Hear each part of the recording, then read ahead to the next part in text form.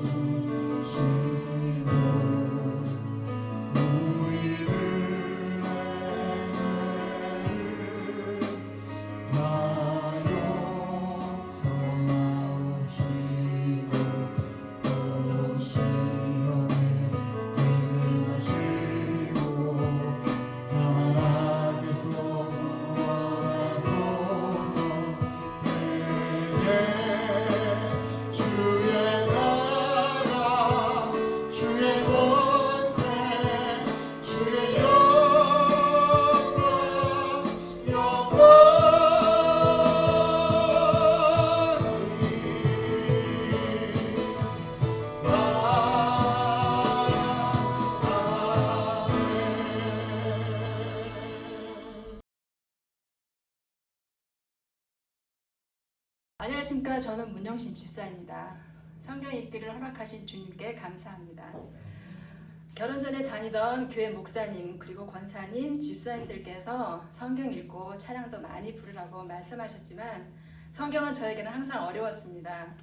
몇십 년 동안 성경 읽기 도전은 여러 번 시도했습니다. 성경을 순서대로 읽다가 멈추고 포기하고를 반복했습니다.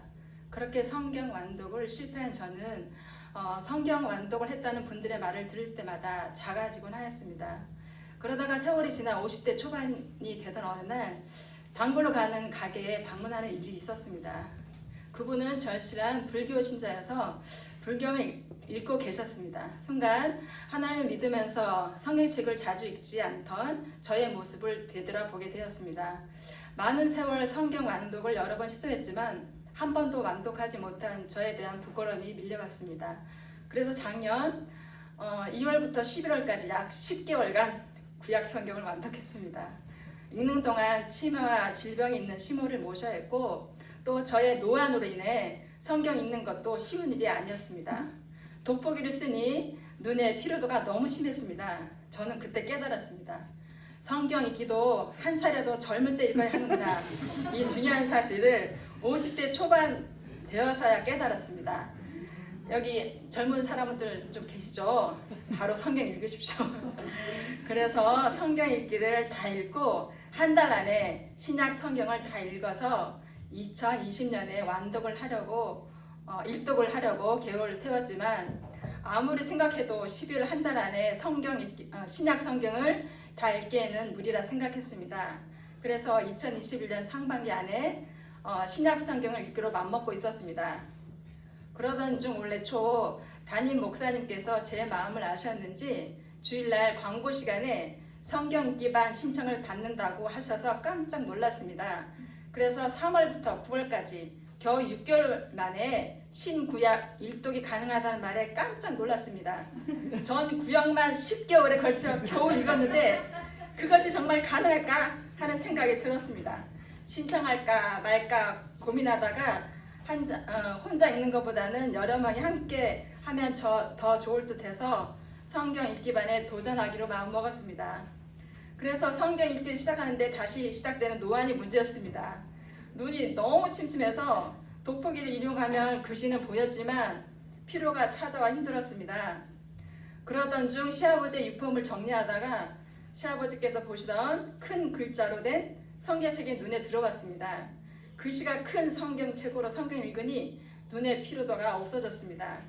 제 눈의 피로까지 생각하신 하나님, 시부께서 보시던 성경책을 떠오르게 하신 하나님 생각하니 웃음이 나왔습니다. 작년 7월부터 저는 몸에 질병들이 생기면서 치료를 받고 있었는데 큰 변화는 없었습니다. 올해 4월에는 위장장애와 공황장애까지 찾아왔습니다. 대중교통을 이용하는 것도 힘들었고 건물 안으로 들어가면 폐소공포증과 불안증으로 온몸에 힘이 빠져나갔습니다. 제 몸을 어찌해야 할지 모르는 상황까지 오게 되었고 저는 너무 힘들었고 언제 찾아올지 모르는 과업까지 찾아와 숨을 제대로 쉴 수 없는 정도로 악화되었습니다. 위와 장애 질환까지 함께 동반되면서 이 작은 몸에 5kg까지 살이 빠지면서 생활에 불편을 겪는 날들이 계속되었습니다. 이런 상황에서도 매일 읽어야 하는 성경을 읽던 어느 날 제 귀에 너의 육체가 이렇게 힘들어하는데 성경 읽는 것을 그만 멈추라 라는 속삭임이 제 귀에 들려왔습니다. 그럴 때마다 성경을 크게 읽고 또 읽으면서 주님 말씀을 가까이 하니 이런 마귀의 속삭임도 들리는가 보다 라고 생각이 들었습니다. 그러던 중 몸 상태가 급격하게 안 좋아져서 더는 시모를 모실 수 없는 상황까지 오게 되었고 이 일에 시댁 형제들과 사이도 안 좋아지게 되었습니다. 제가 아파서 힘들어하는데도 자기 중심적인 시댁 식구들이 미웠습니다. 그러다 보니 자연스럽게 저희 부부에게도 힘든 날들이 많아졌습니다. 감사한 것은 마음의 고통과 육체의 고통이 있었지만 성경을 읽으면서 그런 고통을 잊을 수 있었고 위안도 얻었습니다. 성경 읽을 게 없었다면 어떻게 이런 힘든 시기를 보냈을까 하는 생각이 듭니다. 그러나 때로는 성경 읽을 읽는 것이 저에게 부담으로 다가오기도 했습니다. 시댁 식구들을 미워하는 마음이 있는 상태에서 말씀에는 사랑하라, 용서하라는 말씀은 저를 불편하게 만들었습니다. 그러던 중 예수님의 모습을 보게 되었습니다. 죄가 없으신데도 십자가에 돌아가시고 사람들의 조롱을 들으면서도 오히려 그들을 사랑하고 용서하는 예수님의 모습을 읽으면서 용서하라는 마음을 주셨습니다. 그러자 제 마음에 평온이 찾아왔습니다. 그동안 힘들게 했던 질병들이 하나하나 회복되는 은혜를 주셨습니다. 증상이 있을 때마다 말씀과 찬양을 부르면서 증상이 사라지는 것을 경험하였습니다. 힘든 시기를 겪는 동안에 오늘의 지체들이 저에게 다가와 주셨습니다. 기도와 관심을 받으면서 이것이 진정한 가족이구나 하는 경험을 하였습니다. 성경을 읽다 보니 성경 속 믿음의 사람들은 우리와 같은 성정의 사람이라는 것을 다시 한번 깨닫게 되었습니다. 성경은 우리와 상관없는 이스라엘 민족에 관한 말씀이 아니라 우리에게 들려주시는 말씀이라는 것을 깨닫게 하셨습니다. 구약에 등장하는 제사의 형식과 복잡한 율법이 아니라 주님의 피로 자유를 누리며 살아가는 것이 얼마나 감사한가를 생각해 하였습니다. 끝으로 성경 읽기 기간 동안 말씀 읽기에 도움을 주시기 위해 참고가 되는 여러 가지 연대별로 구분하여 올려주신 담임 목사님 그리고 함께 성경을 읽어가며 힘이 되어준 모든 분들이 있었기에 가능했던 것 같습니다. 다음 성경 읽기반이 시작되면 많은 분들이 은혜 받는 시간이 되시기를 기도합니다. 감사합니다.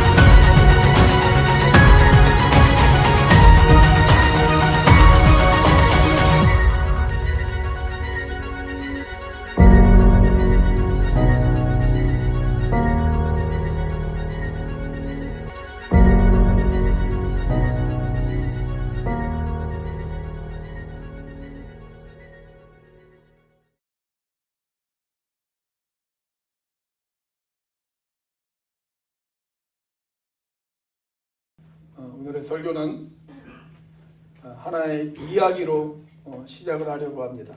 아마 어디에선가 이 비슷한 이야기를 들으신 분들도 계실 것입니다. 원래 이 이야기는 외국의 한 병원 잡지에 실렸다가 그 글을 읽고 그 내용에 감동한 사람들의 입에서 입으로 전해진 내용의 이야기입니다. 어떤 병원에 환자 두 사람이 한 병실에 나란히 누워 있었다고 그래요. 두 환자 모두 침대에서 몸을 가누기 어려운 아주 중증의 환자였습니다. 한 사람의 침대는 창문 옆에 있었고 다른 한 사람의 침대는 출입구 쪽에 있었습니다. 근데 창문 옆에 있던 사람은 치료의 한 과정으로 하루에 몇 번씩 몸을 일으켜서 좀 이렇게 수기랑 몸을 좀 움직여야 되는 그런 치료의 과정이 있었습니다. 자, 그 사람이 그렇게 일어나 앉아 있을 때마다 그런 창밖을 바라보았습니다.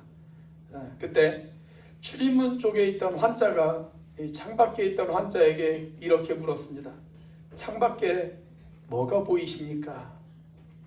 그러자 창문 옆에 있던 사람은 친절하게 자기 눈에 보이는 풍경에 대해서 설명을 해주었다고 그래요. 네, 밖에는 작지만 아주 아름다운 호수가 하나 있네요. 그리고 그 호수에는 오리와 백조들이 헤엄을 치고 있고요. 그 호숫가 주변으로 젊은 연인들이 산책을 하고 있습니다. 그리고 아주 어린 아이들이 그 호숫가 옆에 있는 잔디밭에서 공놀이를 하고 있네요. 그렇게 설명을 해주었습니다. 자, 처음에는 친절하고 자상한 그 설명에 너무너무 감사했다고 합니다. 자, 그런데 시간이 흐르면서 그의 마음 한 구석에 이런 생각이 자리 잡히게 되었습니다. 아니, 왜 저 사람만 창문을 바라볼 수 있는 그런 특권을 누려야 되지? 똑같이 병원에 입원해 있는데 왜 나는 출입구 쪽에 있고 왜 저 사람만 창가 쪽에 있는 거야? 그리고 왜 저 사람만 그 풍경을 바라볼 수 있는 그런 특권을 누려야 돼? 그런 생각을 하기 시작을 했습니다. 자, 그러다가 이 생각은 엉뚱한 쪽으로 발전하기 시작합니다. 내가 이렇게 창문 밖을 바라보지 못하는 이유는 바로 저 사람 때문이야. 저 사람이 있어서 그래. 자, 그리고 그런 생각이 들자 이번에는 저 사람 없어져 버렸으면 참 좋겠다. 그런 생각까지 발전하게 되어졌습니다. 자, 어느 날 밤에 창가에 있는 환자가 아주 숨을 가쁘게 쉬면서 기침을 하기 시작합니다.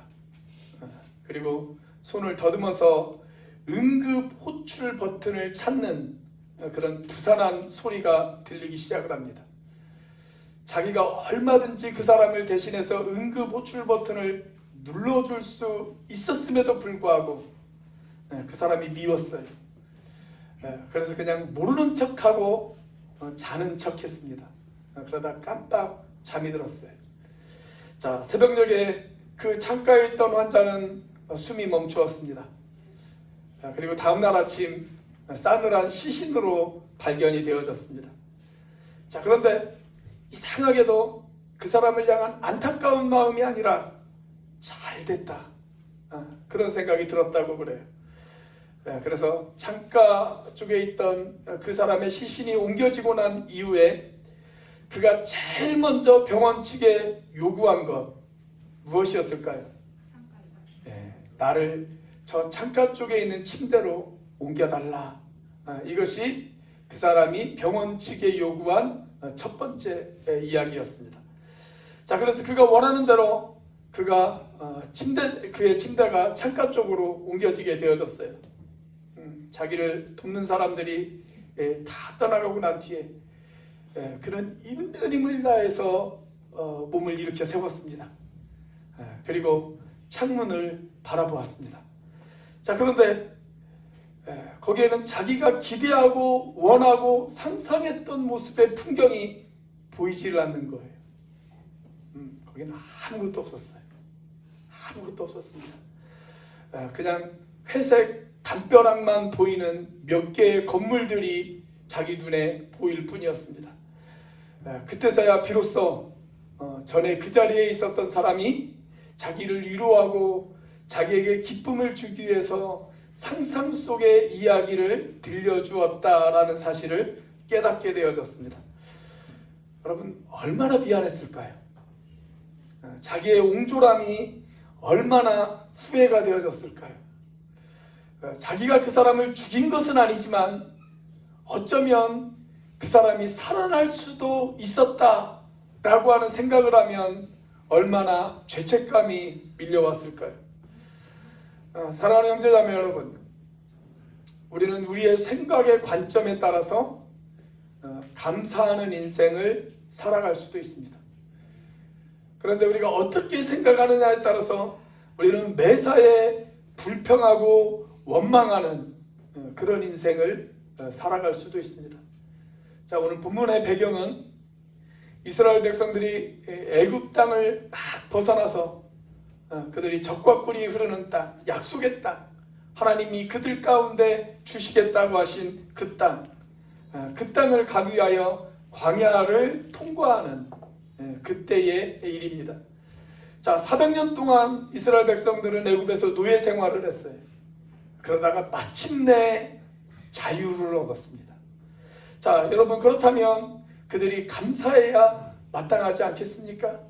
자, 그런데 오늘 본문 말씀을 보시면 그들이 감사는 고사하고 하나님 앞에 원망과 불평을 했다라고 그렇게 성경은 우리에게 가르쳐주고 있습니다. 자, 오늘 본문의 4절 말씀입니다. 같이 한번 읽어보겠습니다. 시작. 그들 중에 섞여 사는 다른 인종들이 탐욕을 품음에 이스라엘 자손도 다시 울며 이르되 누가 우리에게 고기를 주어 먹게 하랴. 자, 그런데 여러분, 이 말씀을 한번 자세히 보세요. 이 말씀을 자세히 보시면 이 불평이 처음에 누구에게로부터 시작이 되어졌습니까? 이방인들에게서부터 시작이 되어졌습니다. 이방인들에게서부터. 자, 그런데 여기에서 중요한 글자는 도라고 하는 글자입니다. 자, 그들 중에 섞여 있는 이방인들이 먼저 불평을 하기 시작을 했어요. 그런데 그 불평의 소리를 듣고 이스라엘 자손도 불평했다는 것입니다. 이스라엘 자손도 불평했다는 거예요.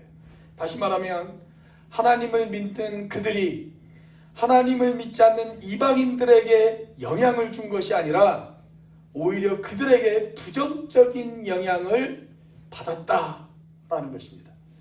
자, 그렇다면 여기에서 우리에게 궁금한 점이 하나 있죠. 도대체 이스라엘 민족에게 영향을 준 그 이방인들은 누구였을까요?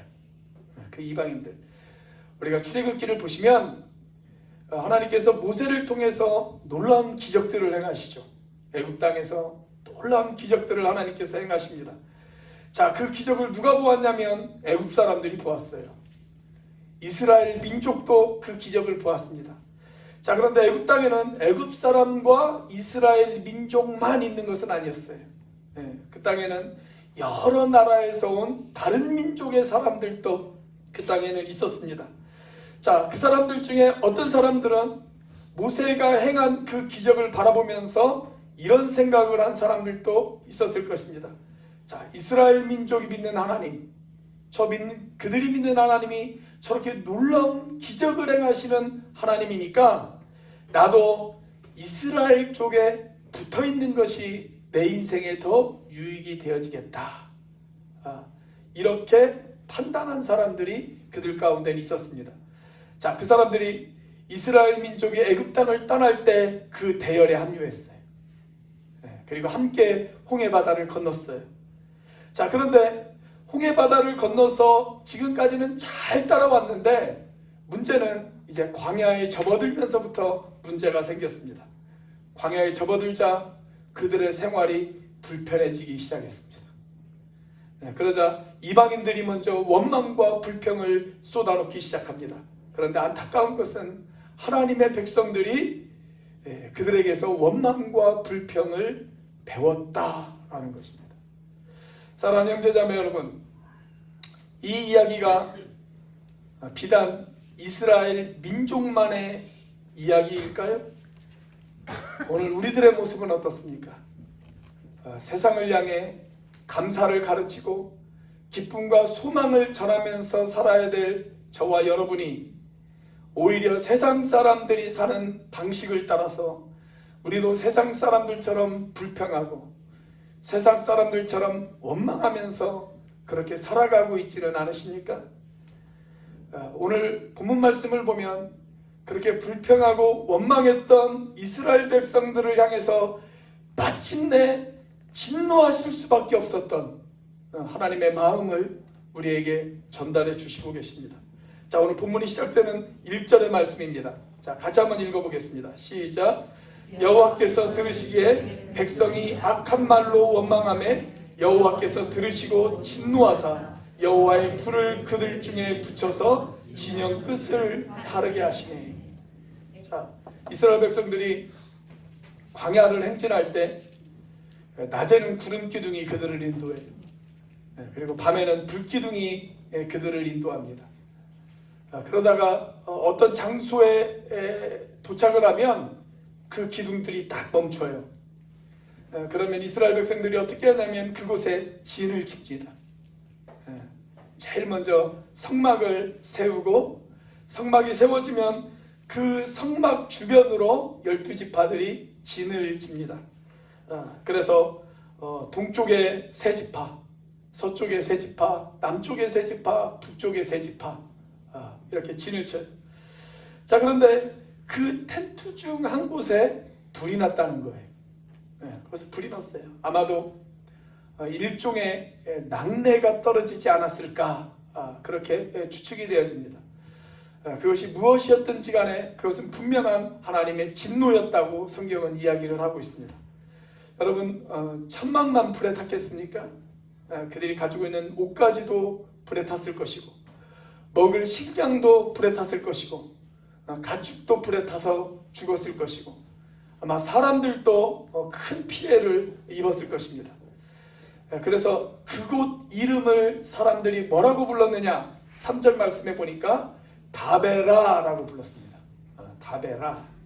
이 말의 본래의 뜻은 다 타버렸다. 그런 뜻을 가지고 있습니다. 다 타버렸다. 다 타버렸어요. 그래서 다베라는 어떤 곳이냐? 경상도 말로 다베라는 다 베라 뿌린 곳입니다. 다 베라 뿌린 곳이에요. 도대체 왜 하나님의 백성들이 이렇게 되었을까요? 하나님의 백성들이 원망과 불평의 늪에 빠져서 왜 허우적거리고 있었을까요? 도대체 그 원인이 어디에 있었을까요?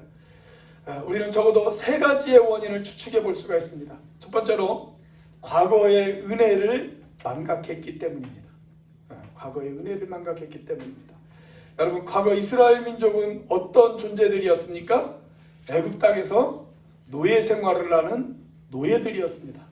자유가 없는 사람들이었습니다. 그런데 하나님께서 모세를 보내셔서 그들을 구원하셨을 뿐만이 아니라 그들에게 자유를 주셨습니다.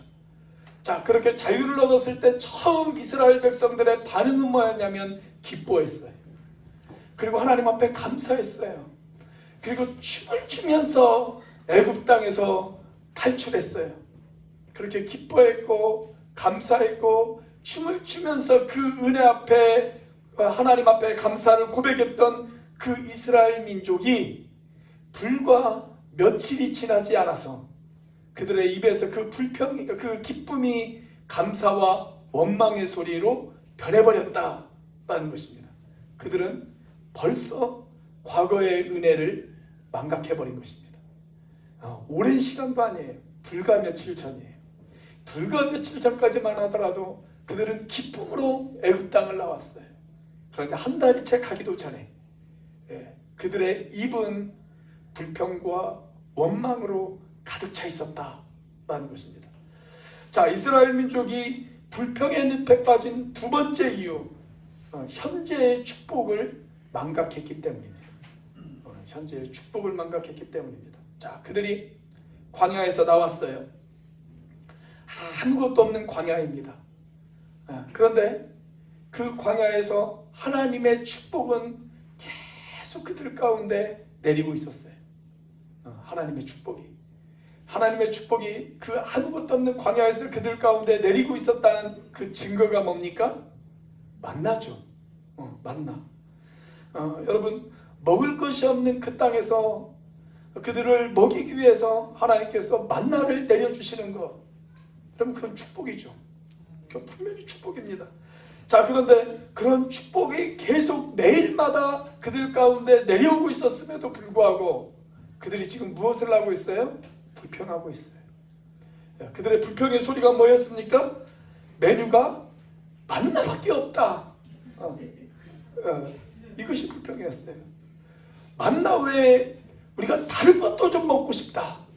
여기 보면 심지어 마늘까지 등장해요. 마늘까지. 우리 다른 것 좀 달라. 왜 매일 만나만 먹어야 되느냐.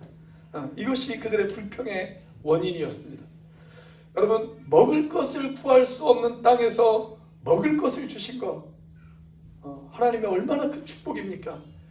그런데 그 축복을 축복으로 여기지 못하고 그들은 불평하고 원망했어요. 그들에게 결국 하나님께서 어떻게 하셨습니까? 그래? 그러면 너희들이 가지고 있는 거 그거 한번 다 잃어봐. 다 잃어봐. 그래서 그들이 가지고 있는 모든 것을 다 불태워버리셨어요. 싹 불태워버리셨어요. 그들이 모든 것이 다 불에 타고 난 그 이후에 그들이 무엇을 깨달았을까요? 만나가 축복이구나. 그걸 깨달았지 않겠습니까? 여러분, 여기에서 우리는 두 가지 중 하나를 선택할 수가 있습니다. 모든 것이 불에 탄 이후에 감사하시겠습니까?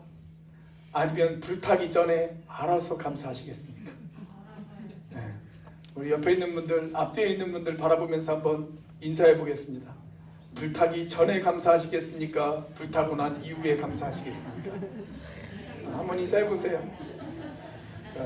이렇게 인사하라고 할 때 안 하시는 분들이 나중에 불타고 후회하시는 분들이세요. 여러분, 불타기 전 알아서 감사하시는 저와 여러분들이 되시기를 주의 이름으로 축원합니다. 자, 이스라엘 백성들이 이렇게 과거의 은혜를 망각했어요. 그리고 현재의 축복도 망각했어요. 자, 그런데 한 걸음 더 나아가서 이렇게 불평의 늪에 빠진 또 하나의 이유가 있습니다. 그것은 그들이 미래의 비전을 상실했기 때문에 그렇습니다. 미래의 비전을 상실했어요. 자, 그들이 광야로 나와서 조금은 불편할 수 있습니다. 얼마 동안은 고생할 수 있어요. 자, 그런데 그들이 지금 어디를 향해서 가고 있습니까? 약속의 땅을 향해서 가고 있잖아요. 가나안 땅을 향해서. 젖과 꿀이 흐르는 그 땅을 향해서 그들이 계속 가고 있잖아요. 앞으로 나아가고 있지 않습니까? 그들에게는 분명히 축복된 미래가 보장되어져 있었습니다. 비록 지금은 힘들지만 곧 있으면 그들은 약속의 땅에 도착할 것입니다. 자, 그런데 그들이 왜 불평을 했어요? 그 약속의 땅인 가나안 땅이 지금 당장 눈앞에 보이지 않는다고. 그것 때문에 불평한 거예요. 홍해바다만 건너면 아마 그들은 바로 약속의 땅이 눈앞에 펼쳐져 있을 것이라고 생각했던 것 같아요. 내가 애굽 땅을 벗어나기만 하면, 내가 이 홍해바다를 건너기만 하면 이제 더 이상 내 인생 가운데 어려움은 없겠지. 나는 정말 꽃길만 걸어가는 그런 인생이 되어지겠지 라고 생각했던 것 같아요. 자, 그런데 홍해바다를 건넜어요. 그런데 약속의 땅인 가나안 땅이 아니라 그들 눈앞에 보이는 건 끝없이 펼쳐진 광야만 보이거든요. 광야만. 그래서 불평했어요. 그래서. 그런데 여러분, 광야를 통과하지 않고는 약속의 땅에 도착할 수가 없습니다. 그 평범한 진리를 그들은 깨닫지 못했던 거예요. 그래서 불평했어요. 그래서 15일이면 갈 그 거리를 40년 동안 광야에서 뺑뺑 헤매지 않습니까? 너무나도 쉽게 약속의 땅에 대한 비전을 그들이 잃어버렸기 때문에 그렇습니다. 여러분, 비전을 잃어버린 그들에게 그 비전을 다시 회복할 수 있는 방법은 무엇일까요? 오늘 본문이 우리에게 제시하는 그 해답은 오히려 간단합니다. 과거를 다시 회상해 보라는 것입니다. 과거를 다시 회상해 보라. 그리고 하나님이 우리에게 베풀어 주신 그 은혜와 축복을 기억하라는 것입니다. 사랑하는 형제자매 여러분, 여러분이 복음의 소식을 듣고 예수님을 인격적으로 만나고 구원의 기쁨을 누리던 그 순간, 가슴 벅찬 찬양을 드리던 그 순간, 여러분 그 순간을 한번 기억해 보세요. 그 순간으로 돌아가서 우리에게 부어주신 하나님의 은혜를 다시 회복하시는 저와 여러분들이 되시기를 주의 이름으로 축원합니다. 내 입에 불평의 언어가 나오거든, 내 입에 원망의 언어가 나오거든, 여러분 다시 과거를 회상해 보세요. 나를 구원해 주셨던 그 하나님의 은혜, 여전히 나에게 축복을 베푸시는 그 하나님의 사랑, 그 과거를 회상해 보라는 거예요. 그리고 그 은혜를 기억하셨다면 지금도 우리와 늘 동행하시고 함께 하시는, 그리고 여전히 우리 가운데 축복을 베풀어 주시는 그 하나님의 축복 앞에 자족할 수 있는 저와 여러분들이 되시기를 주의 이름으로 축원합니다. 여러분 디모데전서 6장 8절 말씀을 기억하시나요? 우리 같이 한번 읽어보겠습니다. 시작. 우리가 먹을 것과 입을 것이 있은즉 족한 줄로 알 것이니라.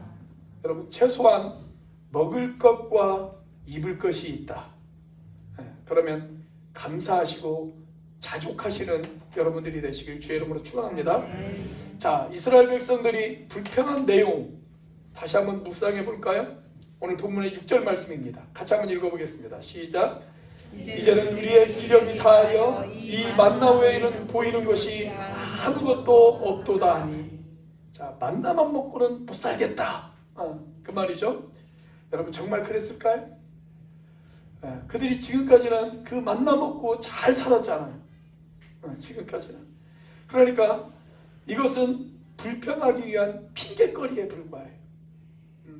불평하기 위한 핑계거리. 여러분 만나가 얼마나 좋은 식품입니까? 그들도 알고 있었습니다. 이 만나가 얼마나 좋은 식품이라는 것을 이스라엘 민족들도 알고 있었어요. 자, 오늘 본문의 8절 말씀을 보세요. 이 8절 말씀에 보시면 이 만나에 대해서 어떻게 설명을 해놓고 있습니까? 자, 같이 한번 읽어보겠습니다. 시작.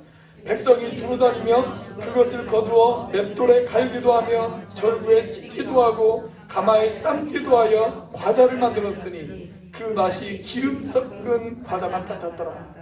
자, 여기 보면 만나의 맛이 어떻다고요? 그 맛이 기름 섞은 과자와 같았다. 그렇게 기록되어 있어요. 여러분 아무것도 구할 수 없는 사막에서 기름 섞은 과자와 같은 고소한 이 만나, 여러분 그 만나가 얼마나 맛있었겠어요.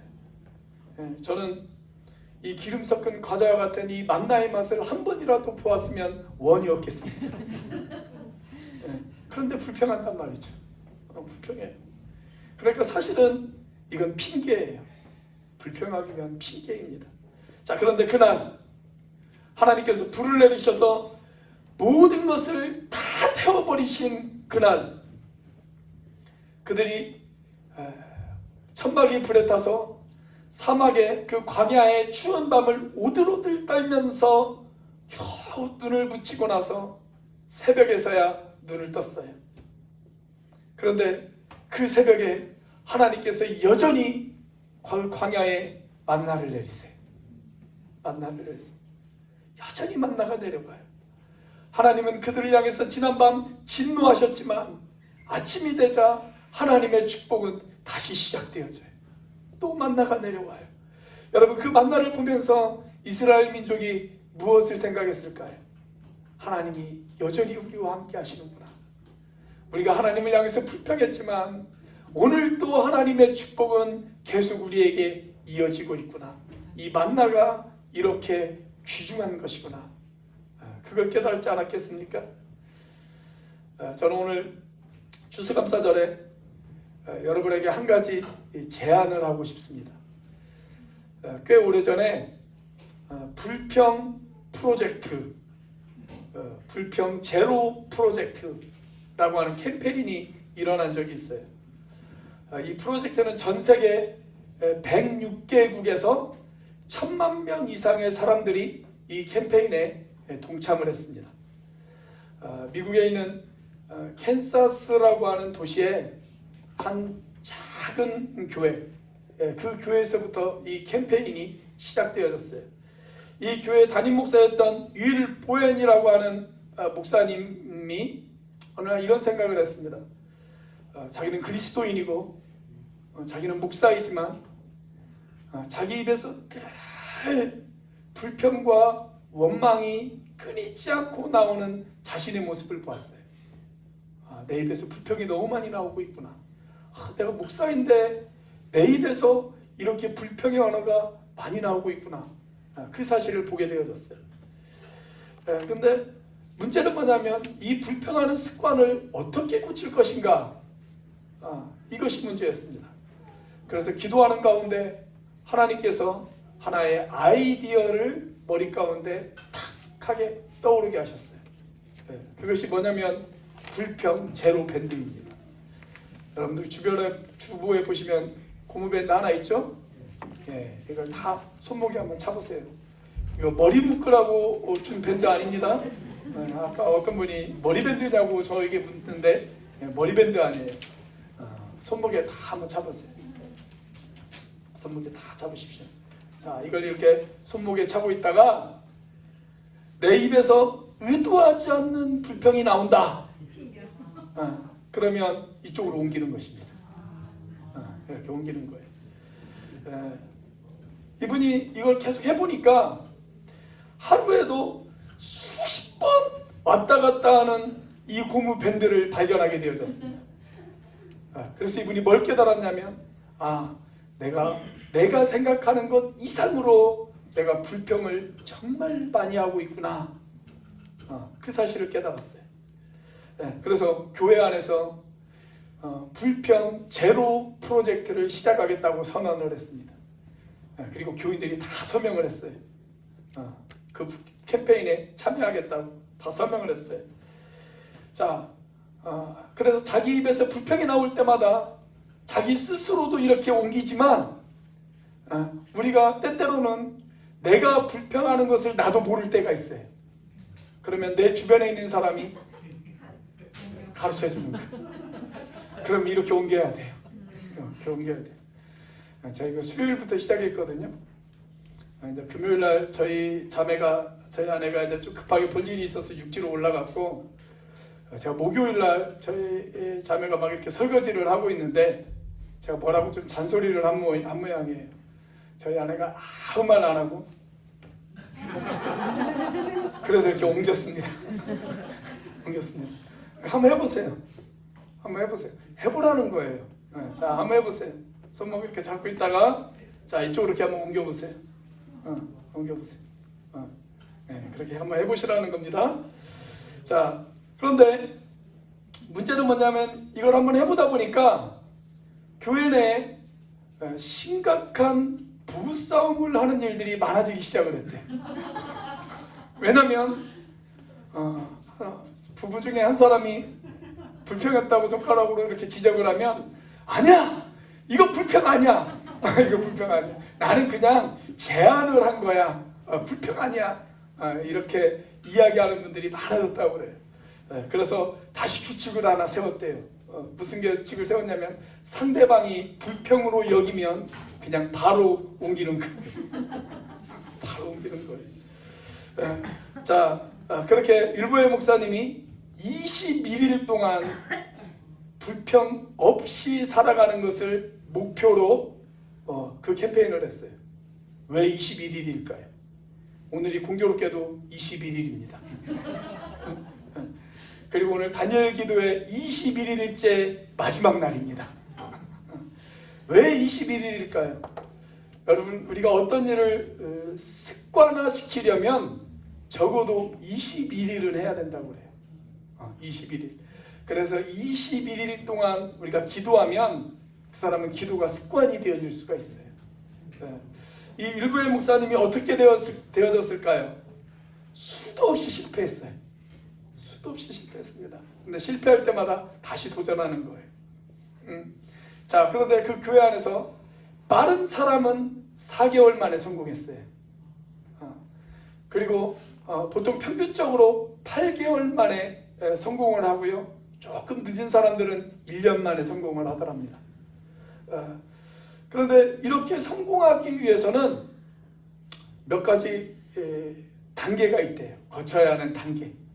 첫 번째 단계는 의식하지 못하고 불평하는 단계입니다.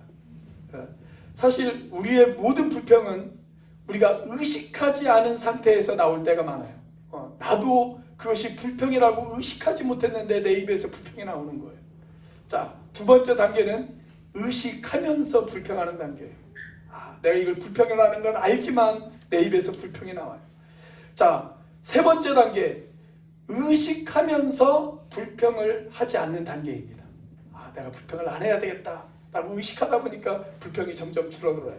자, 그런데 우리가 삼는 최고의 목표, 그것은 뭐냐면 의식하지 않아도 불평하지 않는 단계입니다. 의식하지 않아도 불평하지 않는 단계. 여러분 한번 도전해 보세요. 도전해 보시기 바랍니다. 우리가 의식하지 않아도 내 입에서 불평이 나오지 않는 단계까지 가면 여러분들의 삶이 어떻게 변할지 여러분 기대되지 않으십니까? 내가 그 정도까지 단계까지 가면 내 삶에 어떤 변화가 일어날까? 내 인생 가운데 어떤 변화가 일어날까? 여러분 궁금하지 않으세요? 그러니까 한번 도전해 보세요. 그리고 목장 식구들끼리 만나면 한번 간증을 나눠보세요. 성공담을 나누셔도 좋고 실패담을 나누셔도 괜찮습니다. 나는 일주일째 성공했어요. 나는 어제 실패했어요. 그런 이야기들을 한번 나눠보세요. 그래서 원하고 바라고 소망하는 것은 올 연말에 송구영신 예배 때 거기에 대해서 간증할 수 있는 분들이 좀 있었으면 좋겠습니다. 그것도 아니라면 내년 추수감사주일날 거기에 대해서 풍성한 간증거리가 나왔으면 좋겠습니다. 어떤 분은 이렇게 이야기할지도 모릅니다. 아니 불평 없이 세상을 어떻게 살아갑니까? 세상의 문화나 역사를 한번 보십시오. 불평을 가진 사람들 때문에 발전해 왔습니다. 맞습니다. 사실 그렇습니다. 창조적인 불평은 필요합니다. 그런데 여러분, 불평하기 위한 불평, 불평을 위한 불평, 그것은 세상을 바꾸지를 못합니다. 정말 세상을 바꾸기를 원한다면 불평의 언어를 비전의 언어로 바꿀 수 있어야 합니다. 예를 들어서 흑인 인권운동가였던 저 유명한 마틴 루터 킹 목사님이 당시 흑인들이 받는 그 부당한 차별에 대해서 불평하면서 백인들에 대한 미움만 가졌다 라고 한번 생각해 보세요. 여러분 세상이 어떻게 되어졌을까요? 아무런 변화도 일어나지 않았을 것입니다. 자, 그런데 그가 뭐라고 이야기했습니까? 이렇게 이야기했습니다. 내게는 꿈이 있습니다. I have a dream. 나에게는 꿈이 있습니다. 어느 날 조지아에서 미시시피와 엘라바마에 이르기까지 노예의 아들들이 옛 주인의 아들들과 함께 형제처럼 손을 잡고 살아가는 그런 꿈이 있습니다. 백인 어린이가 흑인 어린아이와 형제자매처럼 손을 마주 잡고 피부 색깔 대신 인격에 의해서 평가받는 세상에 오는 꿈을 나는 가지고 있습니다. 이렇게 불평의 언어를 비전의 언어로 바꿨어요. 비전의 언어. 남편에게 불평하고 싶은 그런 이야기가 나올 때마다 이렇게 한번 이야기해보세요. 여보, 저에게는 꿈이 있어요. 당신이 언젠가 나의 손을 붙잡고 같이 설거지할 날이 올 것이라는 그러한 꿈이 있어요. 이게 바로 불평의 언어를 비전의 언어로 바꾸는 것입니다. 목사님, 그래도 유치하게 이게 뭡니까? 이게 고무밴드를 이게 뭡니까? 이렇게 이야기하시는 분들이 계실지 모르겠어요. 그런데요, 저는 유치한 하나님 나라의 어린아이가 되고 싶습니다. 저는 유치하더라도 순종하는 사람이 되고 싶습니다. 저는 고상하게 불순종하는 사람보다 유치하더라도 하나님의 말씀 앞에 순종하는 사람이 되고 싶습니다. 사랑하는 형제자매 여러분, 비전의 언어로 여러분들의 마음을 채우시기를 바랍니다. 불평의 언어는 우리를 죽이지만 비전의 언어는 생명을 살립니다. 이 비전의 언어 속에는 우리 주님의 마음이 담겨져 있습니다. 아까도 우리 문영신 집사님이 간증하셨던 것처럼 여러분 우리 주님 억울하게 십자가에서 돌아가셨잖아요. 죄가 없으신 그분이 흉악범이 달려야 하는 그 나무에 달려서 돌아가시지 않았습니까? 그런데 그 나무 위에서 우리 주님께서 사람들을 향해서 쏟아내신 말, 그건 불평의 언어가 아니었어요. 원망의 언어가 아니었어요.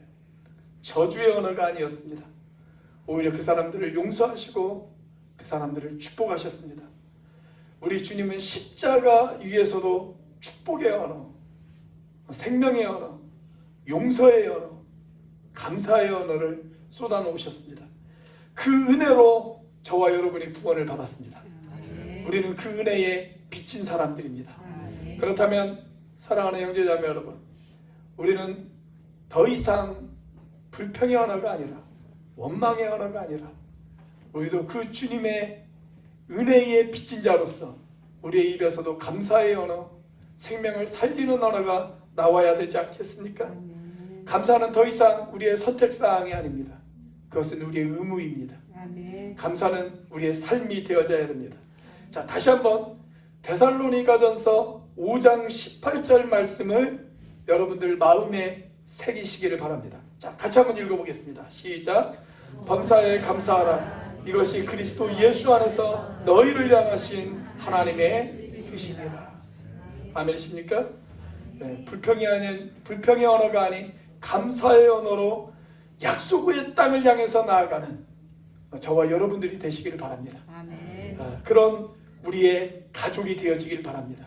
그런 우리 교회가 되어졌으면 좋겠습니다. 아멘. 저희 입에서 그리고 여러분들의 입에서 감사와 비전의 언어가 나오는 그런 우리가 되어지시기를 주의 이름으로 축원합니다. 같이 한번 기도하겠습니다. 우리 이 시간 함께 기도하기를 원합니다. 내 인생 가운데 하나님께서 은혜를 베푸셨습니다. 뒤돌아보면 하나님의 은혜가 아니라면 설명할 수 없는 많은 일들이 우리에게 있었습니다.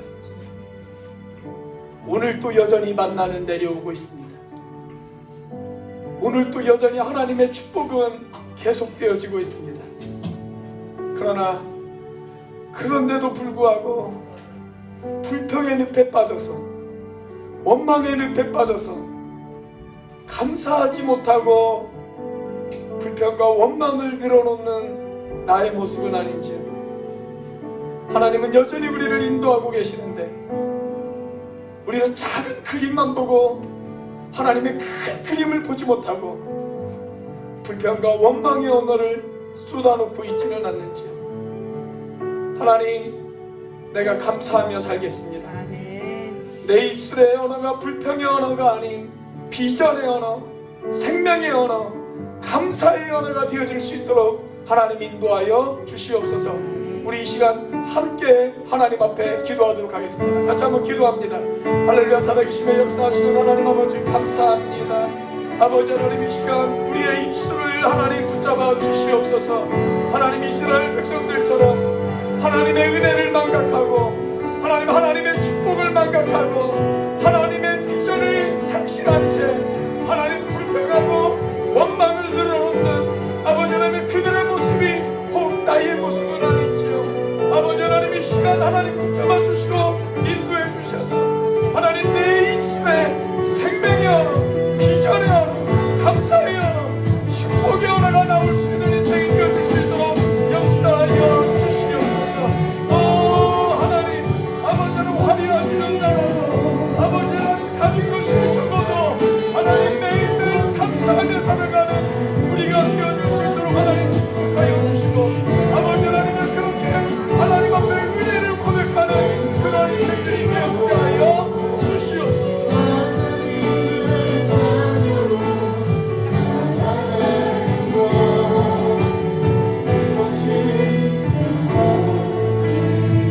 화려하지 않아도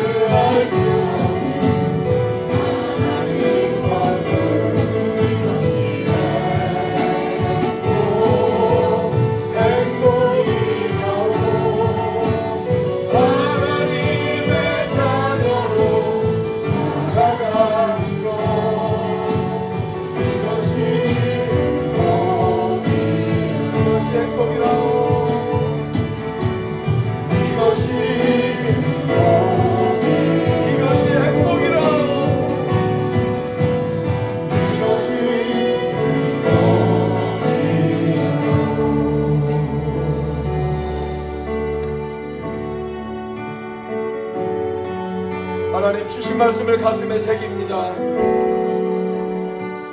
하나님이 과거에 우리 가운데 베풀어 주셨던 그 구원의 은혜를 생각하며 감사하는 우리가 되어줄 수 있도록 인도하여 주시옵소서.